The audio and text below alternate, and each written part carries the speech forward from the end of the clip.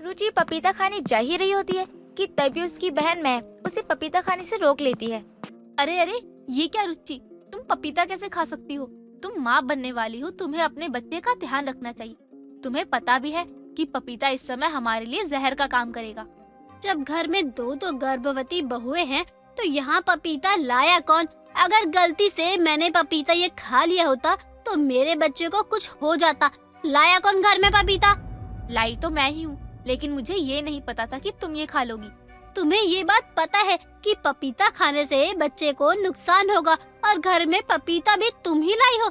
इसका मतलब तो साफ ही है ना कि तुम मेरे बच्चे को नुकसान पहुंचाना चाहती हो। तुम्हें नहीं चाहिए ना कि घर में पहला चिराग मेरा हो। तुम यही चाहती हो कि ऐसा कुछ हो जाए और मेरा बच्चा मर जाए, है ना? ये तुम क्या बोल रही हो रुचि? मैं भला ऐसा क्यों चाहूंगी? तुम अगर मेरी देवरानी हो इसका मतलब ये नहीं कि तुम अब मेरी बहन नहीं रही। तुम अब भी मेरी बहन हो। मैं अपनी बहन के साथ ऐसा क्यों करूंगी? क्योंकि तुम गोरी हो और मैं काली हूँ। यहाँ भी तुम्हें सबकी अटेंशन चाहिए ना, जैसे मायके में लेती थी। अरे यहाँ तो मुझे बख्श दो, वहाँ भी तुम्हारी वजह से मुझे कोई पूछता नहीं।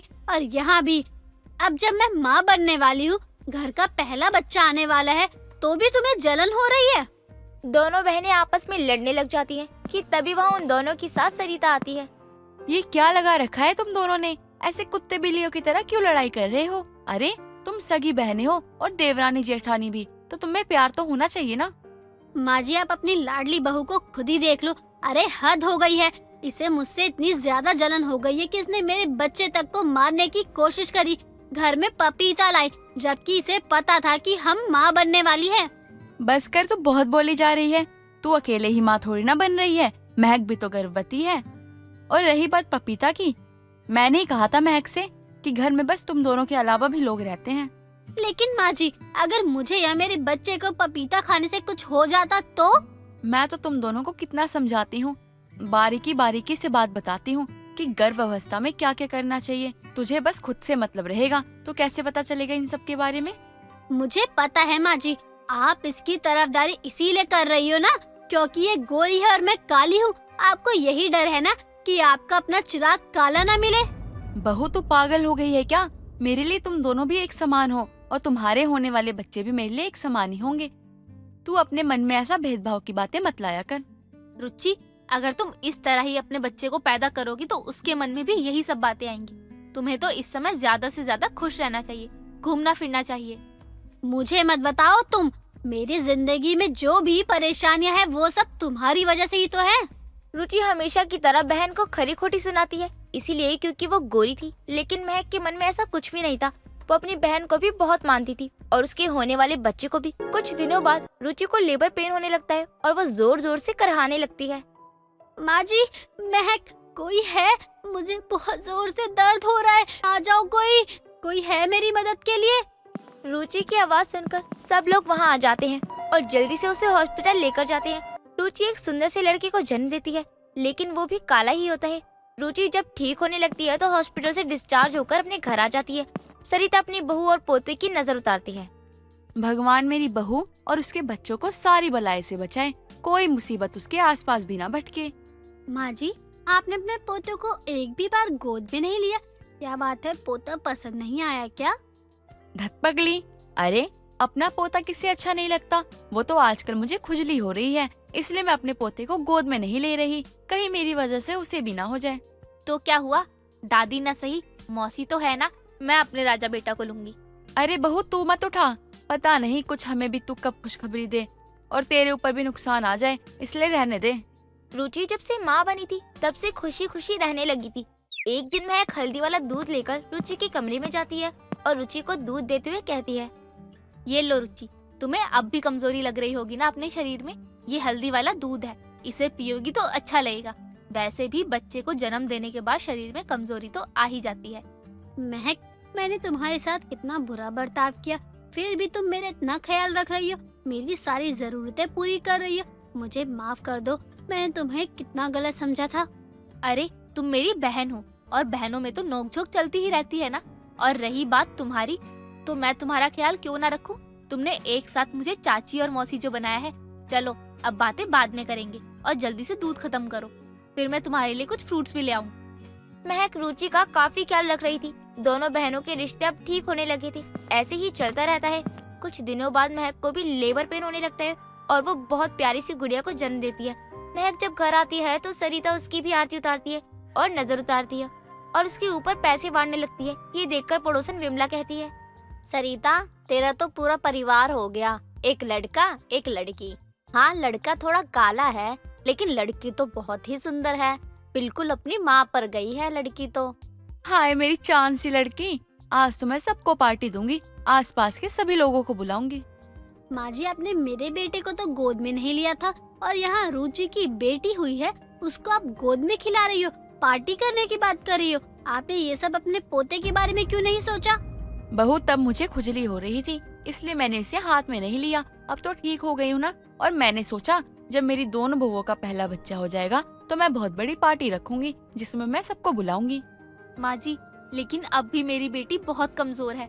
शीशे में थी पैदा होने के बाद। मुझे अब भी बहुत ज्यादा डर लग रहा है क्योंकि डॉक्टर ने कहा है इसका बहुत ध्यान रखना होगा हमें।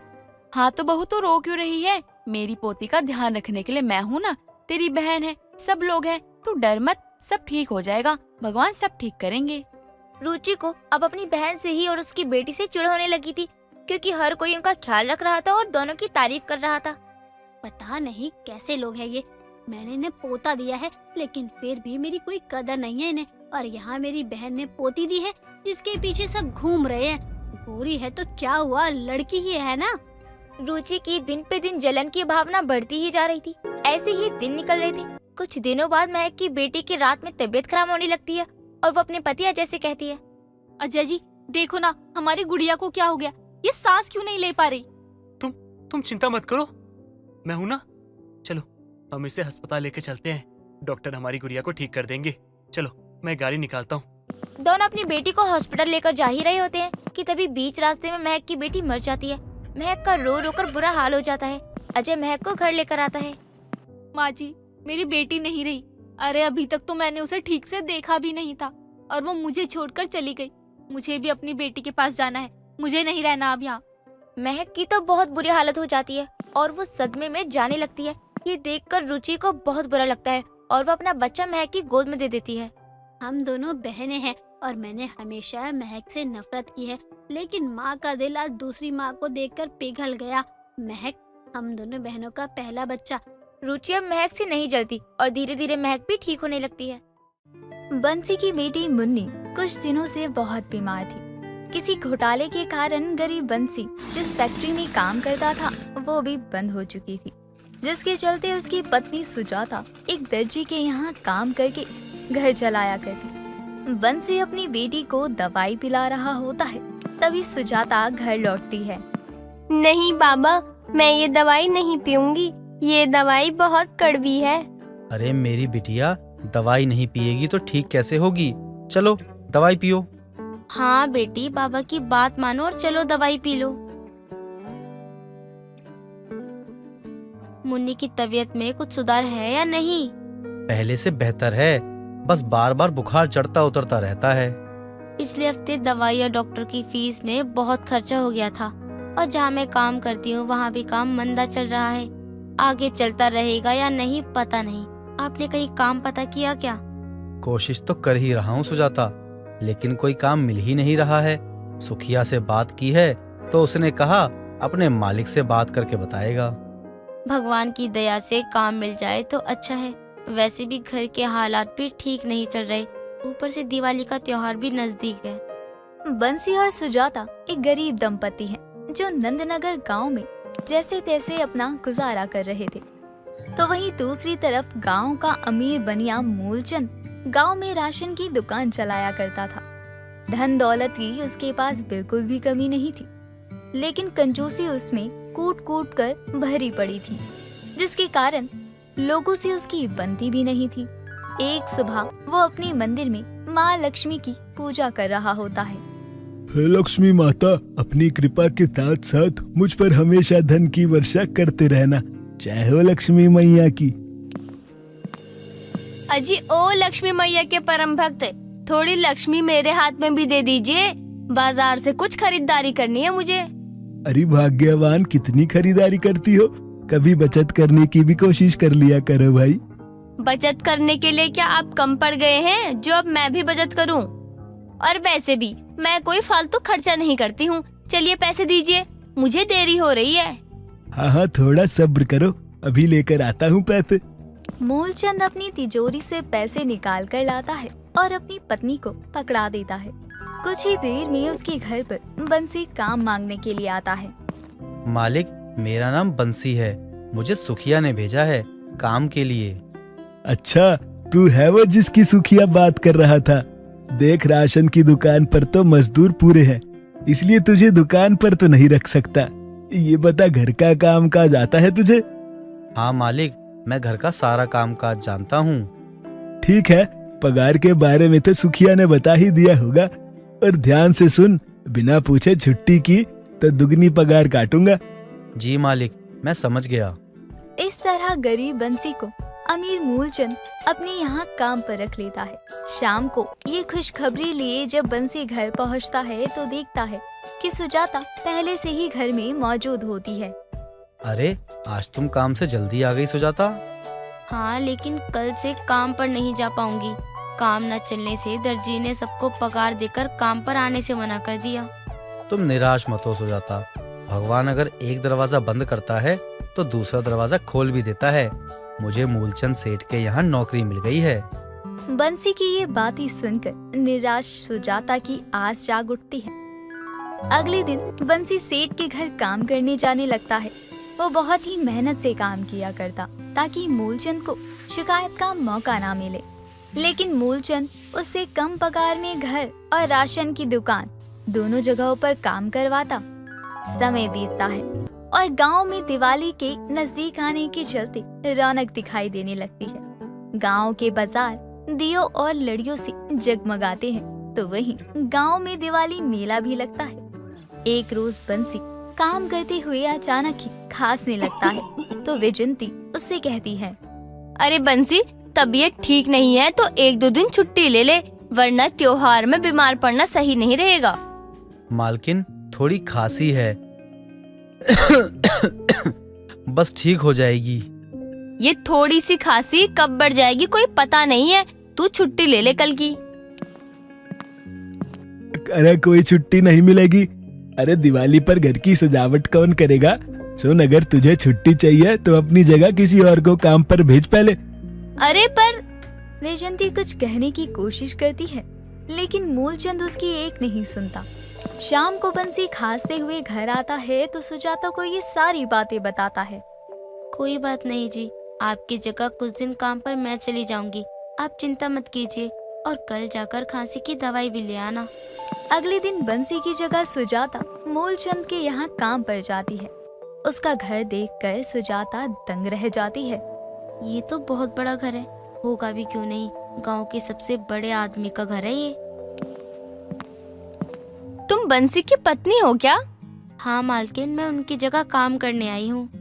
ठीक है, ये सामान लो और घर के मंदिर की सजावट शुरू करो। कल दिवाली है, लेकिन अभी तक मंदिर की सजावट नहीं हुई है। दिवाली की पूजा में इतने लोग आएंगे तो क्या कहेंगे। चलो काम पर लग जाओ। गरीब सुजाता सजावट के लिए इतना सारा सामान देखकर हैरान थी, जिसके बाद वो जाकर घर में स्थापित बड़े से मंदिर की सजावट करने लगती है। तो वहीं बंसी की बेटी मुन्नी भी अपनी छोटे से मंदिर में सजावट करती है। तो बंसी उसे देखकर मुस्कुराता है। वाह मुन्नी बिटिया, तुमने तो मंदिर बहुत अच्छा सजाया है। हाँ बाबा, कल दिवाली है तो मैंने सोचा मैं भी अपने घर का मंदिर सजा दूं। बाबा, कल आप मिठाइयाँ लाओगे ना? हाँ मेरी बच्ची, जाओ अब तुम बाहर खेलो, बाकी की सजावट मैं कर देता हूँ। मुन्नी घर के बाहर चली जाती है तो वहीं बंसी एक कपड़ा लेकर मंदिर के आसपास की धूल साफ करने लगता है। शाम के समय वैजंती सुजाता को अपने साथ दिवाली की पूजा का सामान लेने के लिए बाजार लेकर जाती है और बहुत ही महंगी लक्ष्मी गणेश जी की मूर्ति खरीदती है। सुजाता, तुझे भी तो दिवाली पूजा के लिए सामान लेना होगा ना? हाँ मालकिन, यहाँ तो इतना महंगा सामान मिल रहा है, लेकिन मेरे पास इतने कहाँ पैसे हैं। सुजाता एक छोटी सी दुकान से लक्ष्मी माँ और गणेश जी की मूर्ति लेती है और कम दाम वाली फूलों की माला भी। दिवाली के दिन पूरे गांव में दिए जगमगा रहे होते हैं। एक सस्ती सी साड़ी पहने हुए सुजाता मूलचंद के घर में दिवाली पूजा के लिए आए मेहमानों के लिए पकवान बना रही थी। कुछ ही देर में मूलचंद के घर पूजा शुरू हो जाती है, तो वहीं अपने घर में दिवाली की पूजा के लिए बंसी और मुन्नी सुजाता के लौटने का इंतजार कर रहे थे। बाबा, हम दिवाली की पूजा कब करेंगे? फिर मुझे मिठाई भी खानी है। हाँ मुन्नी, बस एक बार तुम्हारी माँ आ जाए, बस थोड़ी देर और। दिवाली पर हम भी गरीबों को काम करना पड़ता है, पता नहीं मालिक के घर की पूजा कब खत्म होगी। उधर मूलचंद के घर विधि विधान से दिवाली की पूजा होती है, जिसमें सुजाता मूलचंद को भगवान को सोने के सिक्के चढ़ाते हुए देखती है। पूजा में इतने लोगों को देखकर सुजाता दंग रह जाती है। आरती के समय सभी की आंखें बंद थी। तभी पूजा में आए लोगों की भीड़ में से एक हाथ भगवान को चढ़ाए सोने के सिक्के की तरफ बढ़ता है, तो सुजाता वहां आकर उसका हाथ पकड़कर चिल्लाती है और वो आदमी दूसरे हाथ से चाकू निकालकर सुजाता की गर्दन पर रख देता है। दिवाली की पूजा में तुझ जैसे बुरे लोगों का कोई काम नहीं है। तभी सुजाता मूर्ति के सामने रखा सिंदूर उठाकर उसकी आंखों में डाल देती है और फिर सभी लोग उस चोर को पकड़ लेते हैं। साथ ही मूलचंद के आदमी उसे बाहर ले जाते हैं। सुजाता, तुमने बहादुरी दिखाकर मेरी दिवाली की पूजा में विघ्न नहीं पड़ने दिया। तुम्हारा बहुत बहुत शुक्रिया। मालिक, दिवाली की पूजा बहुत शुभ मानी जाती है और उनमें किसी विघ्न का पड़ना अशुभ होता है। अरे वैजंती, तुम खड़ी क्यों हो? सुजाता को पूजा का प्रसाद तो दो। वैजंती सुजाता को कुछ मिठाइयाँ और उसकी बच्ची के लिए पटाखे देती है। ये अपनी बच्ची के लिए लेती जा। धन्यवाद मालकिन, आपको दिवाली की बहुत बहुत शुभकामनाएं। सुजाता वहाँ से निकल जाती है और कुछ ही देर में घर पहुंचकर अच्छे से मुंह हाथ धोकर अपने घर में दिवाली की पूजा करती है। माँ लक्ष्मी और गणेश जी से अपने परिवार को सुखी रखने की कामना करती है। इस तरह जहाँ अमीर मूलचंद महंगी मूर्ति और मिठाइयों का भोग चढ़ाकर दिवाली की पूजा संपन्न करता है, तो वहीं गरीब बंसी कुछ खील बताशे चढ़ाकर दिवाली की पूजा करता है। गरीब हो या अमीर, सभी अपनी तरफ से भगवान की भक्ति करने में कोई कसर नहीं छोड़ते। साथ ही हमारे सभी दर्शकों को मम्मा टीवी की तरफ से दिवाली की बहुत बहुत शुभकामनाएं। कोमल बहुत ही जिम्मेदार बहू थी, और हो भी क्यों ना, आखिर घर की बड़ी बहू जो थी, जिम्मेदारियां तो आएंगी ही कोमल के कंधों पर। लेकिन हाल फिलहाल में कोमल ने देवर श्याम की शादी की थी और कोमल की देवरानी चमेली गांव से थी। एक दिन हॉल में बैठी कोमल की सास सरला कोमल से कहती है, बहू देख, चमेली भी इस घर में एक सप्ताह से ज्यादा रह चुकी है। आज उसे कहे कि कुछ अच्छा खाना बनाए। हाँ माँ जी, ये तो आप सही कह रही हो। चमेली को कहती हूँ आज कुछ अच्छा सा बना ले, मैं भी तो देखूं कि आके मेरी देवरानी खाना कैसा बनाती है। तू अकेले ही पूरा घर संभाल रही थी ना, अब तो तेरी देवरानी आ गई है, अब तेरा भी भार हल्का हो जाएगा। तुम दोनों मिलकर ही घर संभाल लेना अब। जी माँ जी, आप सही कह रही हो। अब मैंने भी आते ही घर थोड़ी ना संभाला था, मुझे भी कुछ समय तो लगा ही था, तो चमेली भी सीख जाएगी और जहाँ उसे दिक्कत होगी तो उसके लिए मैं तो हूँ ही। हाँ बहू, तुम दोनों ही इस घर की बहुए हो, दोनों एक दूसरे की मदद करोगे, साथ दोगे तो सब कुछ अच्छा ही हो जाएगा। लेकिन मैं फिर भी यही कहूँगी कि अपनी जिम्मेदारियाँ लेना शुरू कर दो। ठीक है माँ जी, मैं आपकी बात समझ गई। इतना बोलने के बाद ही कोमल अपनी देवरानी चमेली के कमरे में जाती है और अपनी देवरानी चमेली से कहती है, देवरानी जी, आज आपके शुभ हाथों का खाना खाने का मौका मिलने वाला है हमें। माँ जी ने कहा है कि आज खाना आप बनाओगी। क्यों नहीं जेठानी जी, मैं अभी कुछ अच्छा सा बनाती हूँ। वैसे मुझे खाना बनाने और खाने का ही शौक है। बहुत अच्छी बात है ये तो फिर चलो कुछ बना दो सबके लिए। चमेली इतना बोलकर किचन में खाना बनाने जाती है और कोमल घर के दूसरे कामों में लग जाती है। और करीब 2 घंटे के बाद जब सभी खाना खाने बैठते हैं, तो सरला अपनी बड़ी बहू कोमल से कहती है, बहू तू भी बैठ जा, चमेली तुझे भी खाना परोस देगी। और चमेली बहू तू 3 प्लेट लगा दे। क्यों नहीं माँ जी, बिल्कुल। आज तो मैं अपनी देवरानी के हाथों का खाना खाने वाली हूँ। ससुराल में किसी और के हाथ का खाने का मजा ही कुछ अलग होता है। चमेली, मेरे लिए भी 1 प्लेट लगा दो। जी दीदी, अभी लगाती हूँ। खुशबू तो बहुत अच्छी आ रही है बहू। वैसे क्या बनाया है तूने आज खाने में? मैंने आज सबके लिए आलू पूरी बनाई है। मेरे मायके में तो सबको मेरे हाथ की आलू पूरी बहुत अच्छी लगती है। आप लोगों को भी बहुत अच्छी लगेगी। हाँ हाँ, क्यों नहीं। तुमने अपने हाथों से इतनी प्यार से तो बनाई है, हमको क्यों अच्छी नहीं लगेगी। बल्कि मैं तो वेट कर रही थी कब से कि कब तुम खाना बनाओगी। अरे अब बातें ही करते रहोगे या कुछ मिलेगा भी खाने को? चमेली अपनी सास और जेठानी दोनों को खाना देती है। जैसे ही कोमल और सरला खाना खाते हैं तो उन्हें बहुत तीखा लगता है और वो तुरंत पानी मांगते हैं। अरे बहू, कितनी तीखी सब्जी बनाई है तूने। तूने बस क्या मिर्ची ही डाल दी है सब्जी में? हाय, कितनी तीखी है ये। मेरे तो पूरे शरीर में आग लग गई इसे खाकर तो। हाँ माँ जी, हाय मेरे शरीर में तो आग ही लगी। चमेली जल्दी जाओ, रसोई से शहद लेके आओ। कुछ देर में जब तीखा कम होता है तो सरला कहती है, बहू, इतनी मिर्ची कौन डालता है सब्जी में? कोई गलती वलती हो गई है या तुझसे खाना बनाने में? नहीं माँ जी, गलती से नहीं, बल्कि मैं तो इतना तीखा खाती ही हूँ। मेरे मायके में भी सब लोग इतना ही तीखा खाते हैं। मैंने तो कम ही तीखा बनाया है, ये सोचकर कि आप लोग तीखा नहीं खाते होगे। तुमने बिल्कुल सही ही सोचा था, हम लोग तीखा नहीं खाते हैं। ये तो हमारे लिए जहर ही था। सच में चमेली, आज तो ऐसा लगा कि मौत के दर्शन हो गए हैं। बहू माफ कर दे, हमसे तो ये नहीं खाया जाएगा। एक चम्मच खाकर तो मैंने जितना पानी पिया है बहुत हो गया। मैं जा रही हूँ अब अपने कमरे में आराम करने। चमेली काफी ज्यादा तीखा खाना बनाती थी, इसीलिए अब उसे खाना बनाने को कोई नहीं कहता और खाना कोमल ही बनाती थी। ऐसे ही कई दिन निकल जाते हैं। कुछ दिनों के बाद चमेली रसोई में जाती है और सब्जी चखती है। क्या फीकी सब्जी बनाई है दीदी ने। ऐसा लग रहा है इसमें तो कुछ डाला ही नहीं।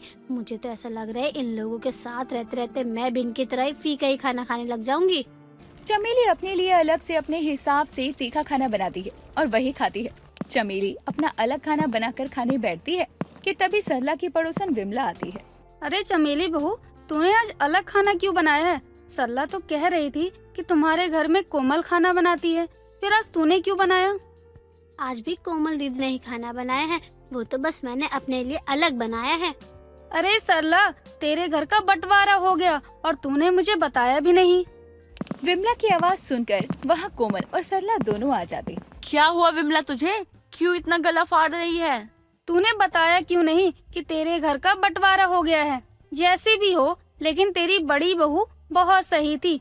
पूरा घर अकेले ही संभाल रही थी और कभी भी उसने अलग होने को नहीं कहा। लेकिन तेरी छोटी बहू के आते ही वो अलग हो गई, अपने लिए अलग खाना बनाने लगी, तभी तो रसोई अलग हो गई ना। फिर तो तू क्यों अपना दिमाग चलाती है इतना? तुझे पता है ना, जब तू ज्यादा दिमाग चलाती है तो वो तुझ पे ही भारी पड़ता है।